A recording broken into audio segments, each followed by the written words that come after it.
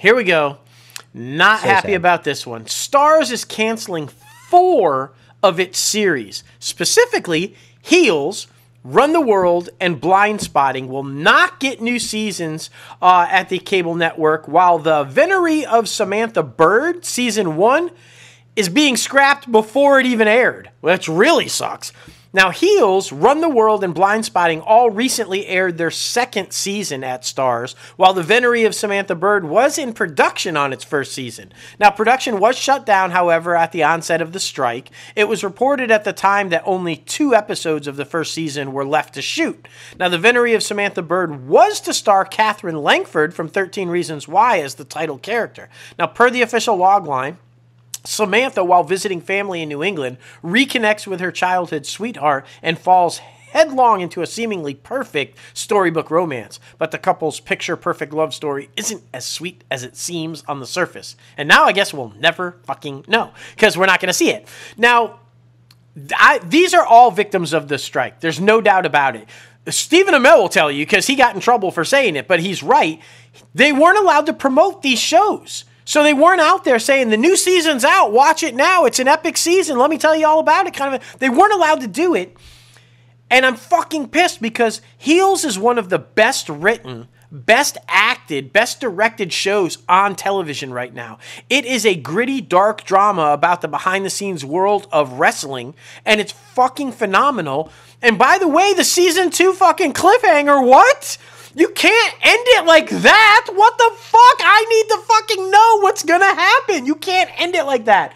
So, Logan and I have been talking, and if you guys are listening, Stephen Amell, anybody involved with this show, Kelly Berglund, anybody involved with this show, creators, anybody, Peacock, go sell it to Peacock. Pitch it. Get them to buy in. They're already involved with the WWE. They just did a fantastic Cody Rhodes behind-the-scenes documentary of his career, narrated by Stephen Amell, star of Heels.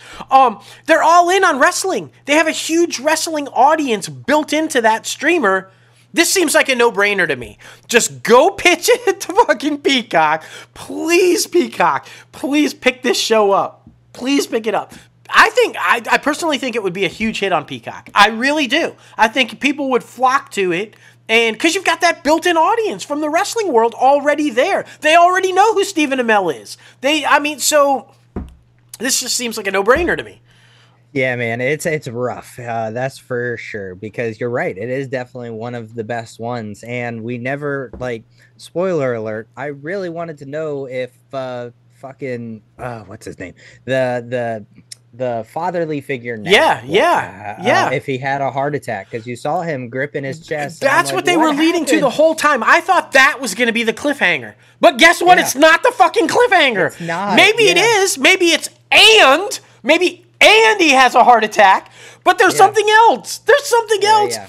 And I don't even know. I just want to know this. If he had stayed down after the jump, instead of getting up and climbing into was it when he got up and climbed into the ring that's what fucked it? I just, you can't leave it like this. Guys. At least give it, you know what? Give it a 2-hour movie to wrap it up. If you're not going to save the series, give it like they did with Zoe's Extraordinary Playlist. Somebody give it at least a 2-hour movie to wrap it up, because you can't leave it like that for the fans. That's all I'm fucking saying.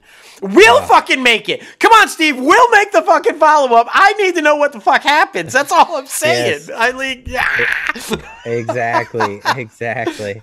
Now we're heading over to Amazon/MGM. This one's Guy exciting. Ritchie's The Covenant. If you guys haven't seen this one, Jake Gyllenhaal, it's a really good war movie. It's honestly one of my favorite war movies now. For sure. And after releasing in the theaters in April, it's going to be streaming on Amazon Prime Video. Now, the wartime thriller is also available to rent for $5.99 or to buy at $19.99. Directed by Guy Ritchie, The Covenant tells the story of John Kinley, played by Jake Gyllenhaal, a U.S. Army Master Sergeant who risks his life to save a local interpreter named Ahmed. Now, the interpreter carried Kinley to safety after both survived a brutal gunfight during the war, during the 2018 war in Afghanistan. Now, meanwhile, Master Sergeant Kinley recruits private military contractor Eddie Parker, played by Anthony Starr, to help him during the Black Ops mission. Now, the cast also includes Alexander Ludwig, who's in Heels, Yes. Sean Seger, Bobby Schofield, Emily Beckham, and Johnny Lee Miller. It's a phenomenal movie that didn't get enough credit. Definitely be sure to check that out on Amazon Prime because it's definitely worth it, man. And guys, it's a true story. This actually happened. So these interpreters, basically, you know, they live in this country and they know that if their country finds out that they're helping the U.S., they're dead. They're going to be hunted down and executed and killed, and their families and everything. So the U.S. promised these people visas and that they would be transported out of the country safely. And then when we decided to pull out, what they must really like what I'm saying. I don't know. Yeah.